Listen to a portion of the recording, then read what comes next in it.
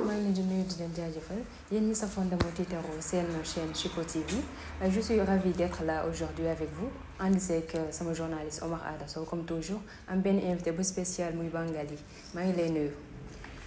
Madame Barry. Dit Mounas.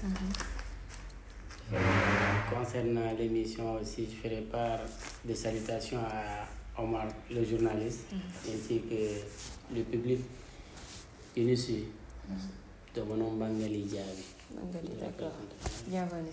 Omar, maa ngi lay bàyyi nga nuyu. Merci beaucoup Mounas. am mbégte ak kontaante ci invitation bi en plus lu di Actu Plus comme ni ñu koy defee saa su nekk am mbégte ak kontaante di aussi nuyu ñi nga xam ne ñoom safoo di seetaan Chico TV di la jaajëfal Sister Mounas. D'accord maa ngi leen di dalal bu ko defee ma daal di duggaat ci lii di politique toujours là-bas à Tambacounda procès Bougane bi daal di fay créer tuuti problème instant bi dafa nekk sous vidéo de surveillance. Si exactement parce que depuis bi ñu ko jàppee ba léegi 30 bi lañ fixé woon pour jëm ko juger ginnaaw bu mu jëlee otoom ànd ak convoi mu doon dem Bakel pour jàppale ñi nga xam ne dañoo nekkoon ci situation inondation bi fa xam ne am na fa depuis loolu ñu teg ko loxo tey nag mooy procès bi bi que nag gars yi ñu nga fa jëm ci li nga xam ne jàkkaarloog juge bi donc damay ñaan ki nga xam ne nag peut-être mooy autorité yi nga xam ne ñoo ŋànk mbir mi ñu def ci preuve parce que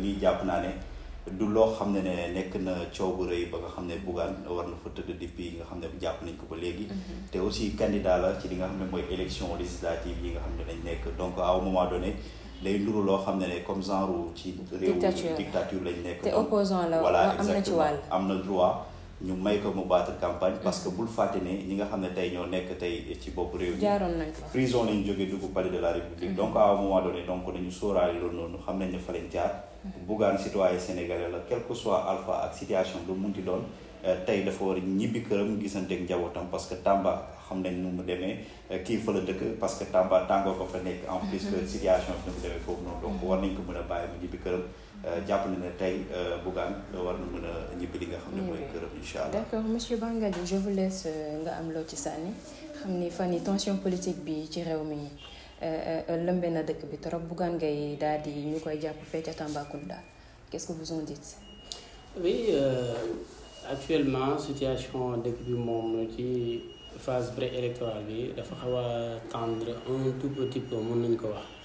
Ou bien mën nañ ne trop bas parce que l'estimation de l'allure d'un fait ne dépend qui est d'ordre subjectif mën nañ ko ne man mën naa ne dafa xaw a tàng tuuti keneen mën na ne bon y a rien mais de toute façon pour toute personne admettant quand même des yeux et utilisant sa raison c'est quand même qu'actuellement il y a quelque chose ça ne va pas bien puis lenn warul ko nag lu dul politique ñi nga xamante ni ñoo nekk ci bopp réew mi actuellement am na phase bu ñu jot a génn ak ñeneen ñi tamit ñi nga xamante ni ñoo doon ànd ak ñoom tamit am nañu beneen taxawaay léegi nag daal bu cas Bougane mooy cas boo xamante ni amaana moom il avait pris l'intention d'aller rendre visite aux sinistrés ñi nga xamante ni ñoo nekk ci côté Bakel léegi nag ci cadre boobu noonu lañ ko arrêté parce que à travers certaines sources ñu ngi ko doon ne il était à 12 kilomètres de Bakel ci lañ ko ne non na taxaw président bi dafa war a jaar foofu léegi nag par la suite moom selon le communiqué de la gendarmerie ce qui est inclus dedans c'est le refus d'obtempérer mooy sàmm kii quoi ordre étatique yi moo tax moom ñu yóbbu ko kaso. léegi nag mais c'est pas quelque chose boo xam ne war nañ mën a empêcher Bougane mu dem au niveau de Bakel parce que le président était dans son hélicoptère. oui mais xam nga même bu fekkee le président est dans son hélico on peut dire que autorité yi nga xamante ñoo nekkoon foofu noonu période boobu la zone était sous surveillance militaire xam nga bu ñu jëlee zone boo xamante ni def nañ ko sous surveillance militaire cela signifie que il y a une autorité aussi très importante moo nekk ci bërëb boobu noonu surtout le président de la République bon man su ma nekkoon Bougane daal biñ ma nee bul dem fii nii parce que président mu ngi noonu période boobu noonu daa ne d'accord amul problème comme loolu ngeen wax l'essentiel président bu demee j'aurai la possibilité de m'y rendre au niveau de cette localité parce que même ñi fi nekk actuellement seen diggante ak Macky Sall tàngoon na lool waaye mosuñu ne Macky Sall ñu ngi ci bërëb sangam ñoom tamit ñu dem foofu léegi nag tout est question juridique xam nga des fois le citoyen peut prendre un fait très d'une manière légère je dirais alors que du volet juridique dafa am benn dafa am benn ampleur boo xamante ni c'est tellement grave yow ñàkk a xam mën nga ne bon lii nii parce que président bi mu ngi Bakel man je suis citoyen sénégalais président aussi est citoyen sénégalais effectivement on dit que tous les citoyens naissent libres et égaux devant la loi, n'est-ce pas? Évidemment. Mais avec la manière, le président de la République, boo xoolee moom service public la nekk alors que bu Bougane service personnel la nekk tey jii amaana dara bu amee kenn du ne Bougane mais dañu ne ñi nguur gi moom président bi dugg na fi génn xam nga loolu la ñuy kii. kon nag titre boobu noonu ak statut bu mu am ba tax ni ñu accordé ko yenn privilèges yi. boo xoolee suy déplacé nar a dem fenn lu tax subitement dañuy arrêter circulation dañuy bloquer circulation n'est-ce pas c'est pour permettre au président de la République de passer léegi nag cadre Bougane bu ñu ko nee période boobu noonu moom tamit na xaar je pensais que parce que au début man personnellement j'avais agi mais lorsque un fait se produit il serait important aux gens d'analyser par la raison et non par le cœur qu'on ne se laisse point emporter par l'émotion.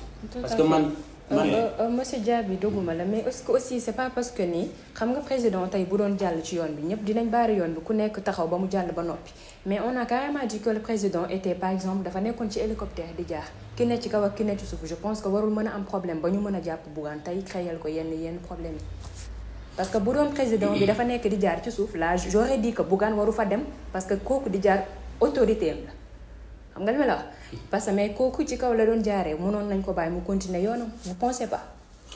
Oui bon xam nga li ma wax ci samay propos yi c'était un peu selon moi clair. moo nee naa un citoyen simple peut dire que bon le Bougane bu fekkee président voilà Bougane war na dem parce que président mu ngi foofu donc dugg na fi génn na fi xam nga xalaat personnel la. mais autorité ñi nga xamante ne ñoo xam. localité yi ñoo xam zone yi président nekk ñoo xam yeneen critères yoo xamante ne ñun citoyens simples yi on les ignore ñoom bu ñu joxee ordre je pensais que ça devait pas être un problème même bu fekkee le président passe par exemple et avec l'hélice capitaine actuellement on peut pas dire que hélice capitaine boobu noonu que mu ngi ci zone xam nga ci kaw la nekk mais tout peut se produire en bas. Tout à fait aussi. Voilà, donc pour éviter ces risques, je pense que c'est raison pour laquelle... Moi, personnellement, je ne crois pas que c'est un problème majeur parce que hier même, le Premier ministre Ousmane Sonko, qui va campagne en ce moment-là, a lancé des pics à Bougane, des gens qui ne sont pas prêts et aussi descendre sur le terrain et dire que voilà, ils vont aller là-bas pour aider les gens, alors qu'au moment donné, il minimise les gens à dire que voilà, il apporte des soutiens qui n'ont pas à l'endroit de la société ou bien de la population. Mais à un moment donné, l'État a apporté 8 milliards. Où sont ces 8 milliards? Parce qu'à Bakel, jusqu'à présent, je crois que la situation elle est en pire. Donc, il faut revoir les choses. C'est pas que voilà, le président est à Bakel.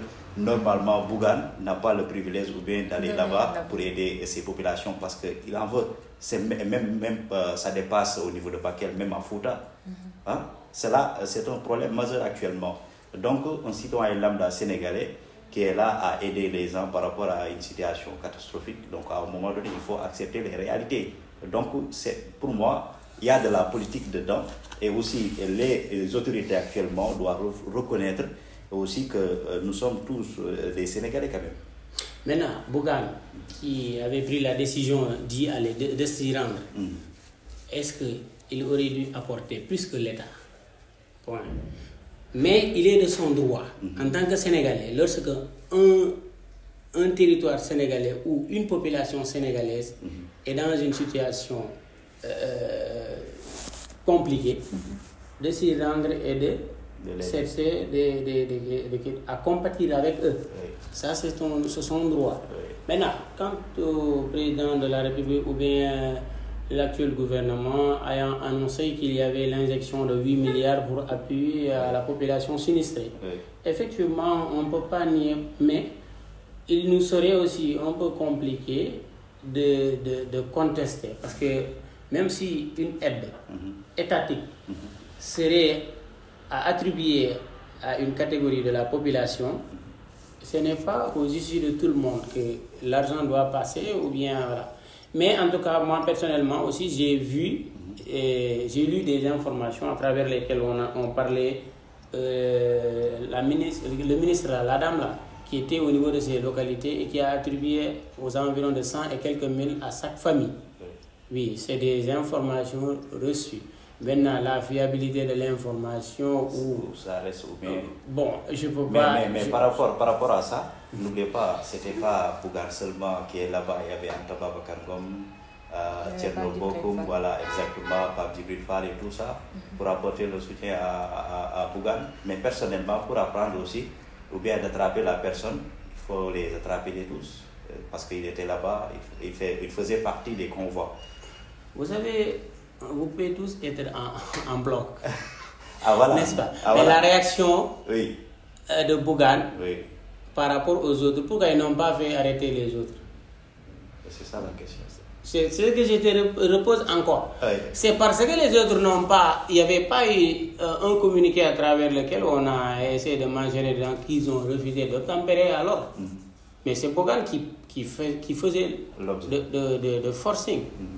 Raison pour laquelle, alors que la loi, elle est dure, mais ça reste toujours la loi. Évidemment. Et on parlait au niveau des classes intermédiaires, voilà, universitaires, que la loi, le caractère impersonnel de la règle de droit, qui fait que les hommes politiques, la loi s'applique sur tout le monde. Évidemment. Donc, qui fait qu'il n'y a pas nul n'est au-dessus de la loi. Ce qui est vrai. Voilà. Maintenant, parmi les images qu'on a vues, on n'a pas vu Thierno Bocoum faisait du forcing, on n'a pas vu Anta Babacar aussi faisait du forcing, mais on a vu le cas de Bougane. Il disait que si le président est à Bakel, actuellement les gens ils font avec des challenges. D'accord.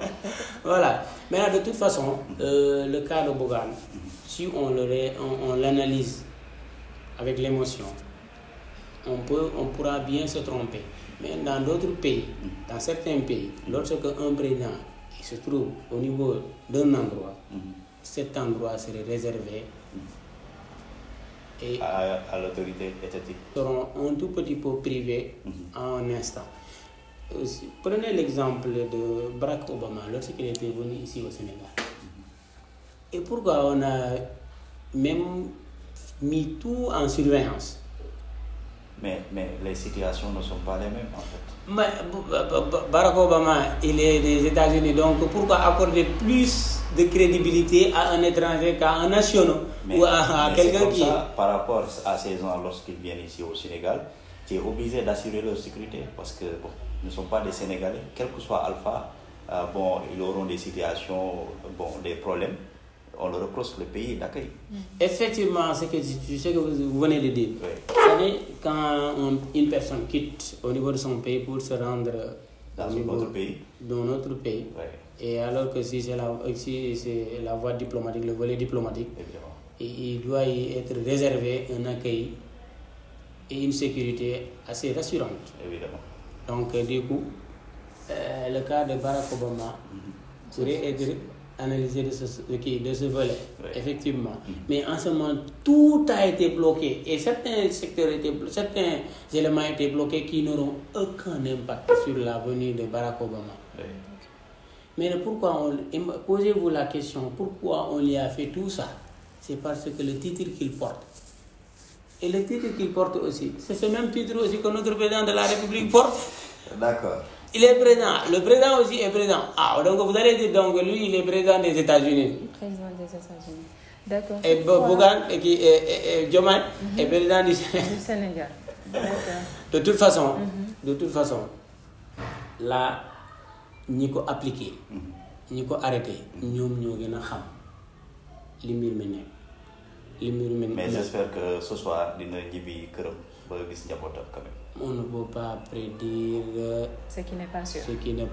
Et on ne peut pas se penser sur une question juridique étant donné qu'on n'est pas des juges. Évidemment. Et on a un niveau un peu aussi minime en droit et en justice. Donc ceux qui sont habilités de dire ce qui doit se passer, attendons ces derniers tranchés. D'accord, monsieur Diaby. Toujours parlons politique, en parlant de loi, on va parler du ministère de la Justice qui parlait qu'il faudrait mettre l'accent sur la loi. Maanaam ñu respecter loi bi en même temps dafa lancer wàlle ay enquêtes. Évidemment gis nañ ay nit dal ci li nga xam ne mooy siège u Khalifa Sall daal di koy taal vu que ne aussi Khalifa Sall aussi répliqué na def plainte vu que ce sont des gens période élection lañ nekk donc am na yoo xam ne war nañ ko moytu parce que le président Bassirou Diomaye Faye récemment rek lancé na appel nee na élection jàmm libre transparente la ñu bëgg n'est-ce pas. Et surtout apaisé. Voilà exactement donc à un moment donné donc kàddu yooyu dañ ko war a respecter mais gis nañ kenn koo xam ne il fait partie du gouvernement jël ay kàddu yoo xam ne di ko doon lancé ay jeunes génn leen nangam ak nangam après la suite moom sax moo defaat vidéo di rectifier erreur boobu mu def donc am na chose yoo xam ne il faut l'éviter parce que boo oowee nit ki ak Sénégal nu mel ci campagne ak xeexeeg yooyu noonu donc nañu oote jàmm dal jàmm parce que ministre bi lu mu def ànd naa ci parce que il est tey le ministre de la justice donc bu problème amee moom moo war a njëkk a génn tey ñaax ñi nga xam ne ñoo nekk les acteurs de la politique ñu moytu yenn wax yi parce que tey jeunesse sénégalaise ku leen xam rek ci wàllum yàq wala wàcc ci terrain xeex donc côté boobu noonu dañ ci taxaw lu bëri xam nga donc damay lancer appel ñu moytu li nga xam ne mooy fitna moytu li nga xam ne mooy musiba ci li nga xam ne mooy politique bi jamono ji ci Sénégal.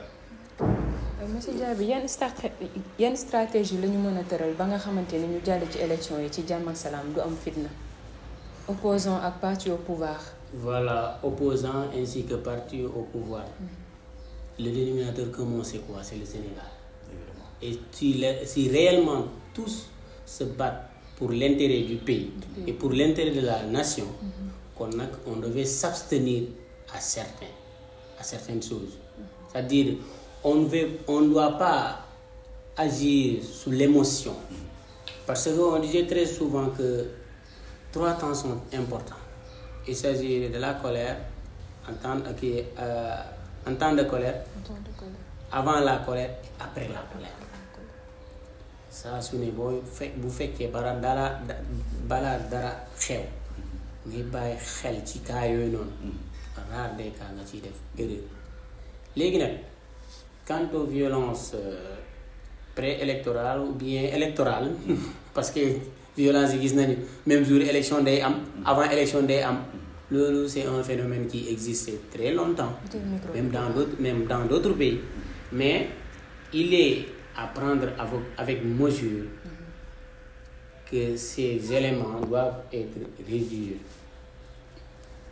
à un certain moment parce que on ne peut pas tout le temps faire face ou bien on ne peut pas tout le temps se retrouver dans les mêmes situations. Parce qu'on a tant subi avec l'ancien, les opposants qui étaient là et maintenant ils sont au pouvoir parce qu'ils ont appelé les jeunes au brûler le Sénégal et toute situation. C'est-à-dire. Donc il faut éviter quand même.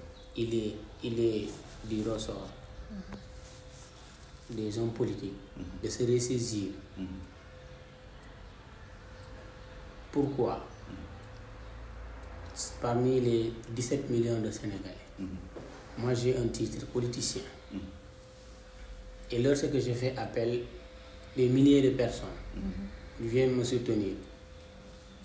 Donc il relève de ma responsabilité, non seulement de veiller pour la sécurité de ces derniers, mais aussi de veiller pour leur intérêt, ainsi de prêter attention sur la question de ce qui les pousse envers moi. Parce que cela ne veut pas dire que je suis la plus importante personne. Mais nag lépp loo gis dafa am ay facettes. te yàlla mi nga xamante ne moo ñu sàkk dafa def ni que yow am na lu nekk ci yow am na loo xamante ni nekkul ci man. moom moo xam moom moo ñu bindee noonu. mais de toute façon cas yi récents yi amoon. Si je prends l'exemple de Abbas Fall, je disais qu'un élément du gouvernement, bon, c'est un élément de la mouvance présidentielle qui n'est pas encore du gouvernement. Mais ses propos sont un tout petit peu, pas un tout petit peu, ses propos sont à condamner. Oui, parce qu'en tant que leader, moi tout le temps je disais qu'il faudra agir en fonction, non pas en fonction du cœur ni de l'émotion, mais par la raison. Kilifa am na tab yoo xamante ni waroo ko wax waaw parce que cas bi nu mu amee jour boobu noonu y avait le convoi qui était passé. Maintenant les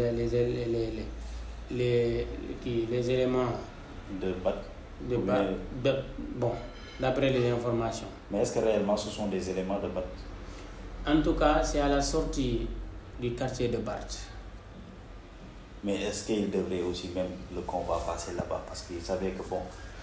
Non, vous savez, en temps de campagne, le citoyen ou l'homme politique est permis sur le territoire sénégalais de sillonner, voilà. De passer librement. Voilà, librement sans guide. Mais am na yoo xamante ni waru ci am. Waaw mais xam nga gars yi dañuy provoquer xam nga ko. Bon, provocation moom boo gisee certains propos en temps de campagne on condamne pas les gens. C'est parce que voilà. dañ leen ko permettre. Voilà en science en communication politique on vous parlait du petit mot. Et c'est signifiant que c'est le mot là qui permet de détruire l'adversaire. mooy moo boo xamante ni da ngay ku nekk da ngay xool fan ngay jaar à travers les propos ou à travers les actes. des pics ngay kii lancer pic ci keneen kii. nga xamante ni mun na koo.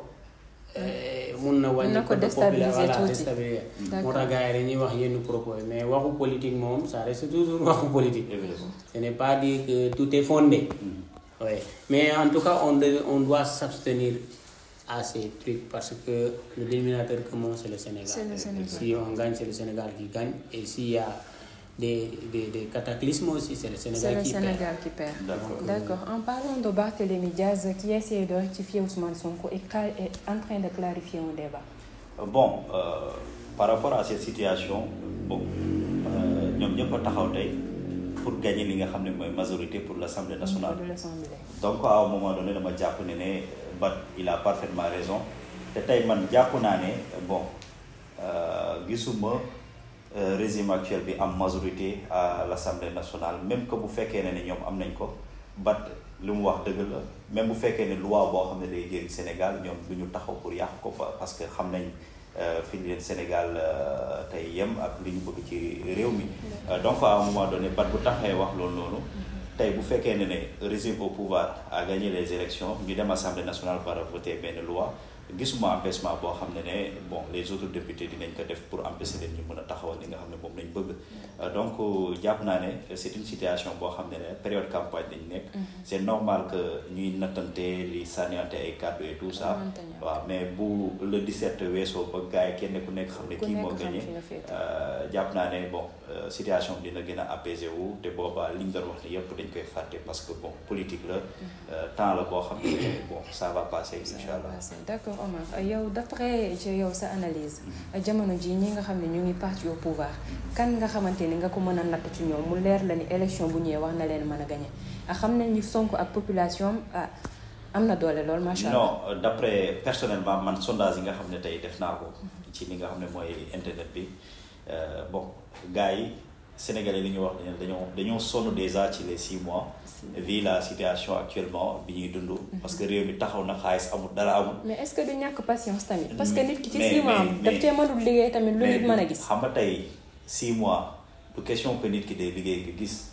mais tey dañoo war a toog réew mi dox kenn ku nekk vaquer ay occupation xëy wàcc ak dara. D'accord. mais da ngay gis tey ku xëy doo yore dara. da ngay jaaykat bi day taxaw jaay suba ba ngoon presque li muy gagné. wala du gagné dara.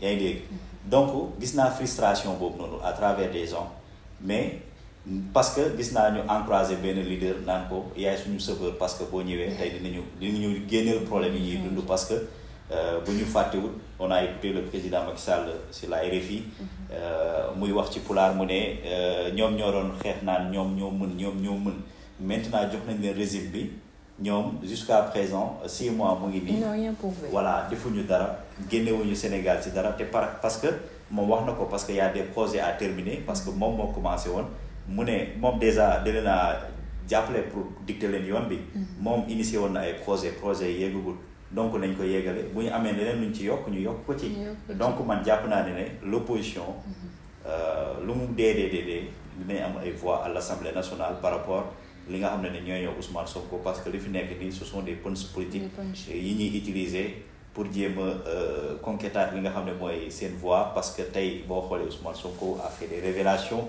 ay 1000 milliards ay Cap Manuel Camp Pénal yëpp dañ ko bëggoon a jaay loolu ce sont des termes politiques yoo xam ne ils le disent mais au fond ñoom xam nañu vraiment terrain bi du yomb ci ñoom parce que bul fàtte ne ay kàngam aussi ñoo booloo def benn bloc pour gagner les élections législatives. mënta ñàkk day safal politique. Exactement. Est-ce que aussi c'est pas parce que c'est le contraire qui est en train de se passer là parce que man dama jàpp ni Sonko mooy président bi Diomaye mooy nekk premier ministre bi c'est juste que kële dafa nekk à la place de l'autre vous pensez pas?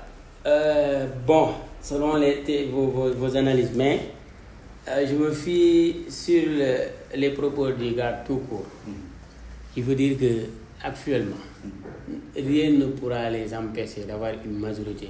Et il est du vœu sacré de chaque nouveau régime d'avoir une majorité à l'Assemblée nationale. Mais c'est lui qui disait qu'il ne voulait pas une majorité à l'Assemblée nationale et maintenant ils sont là à dire que voilà, ils cherchent la majorité. Oui, c'est-à-dire, vous savez, l'Assemblée nationale, selon la Constitution, oui.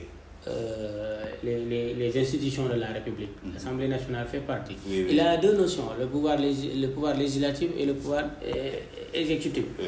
Législatif, c'est l'Assemblée nationale. Oui, pour que nous doxal ci yenn loi, pour que gérer yenn projet, il faut que ça passe par l'Assemblée nationale. Légui nak Assemblée nationale bobu non fi nga wara yobbu sa loi pour né projet bi nangam la am. Bu féké amo fofu majorité.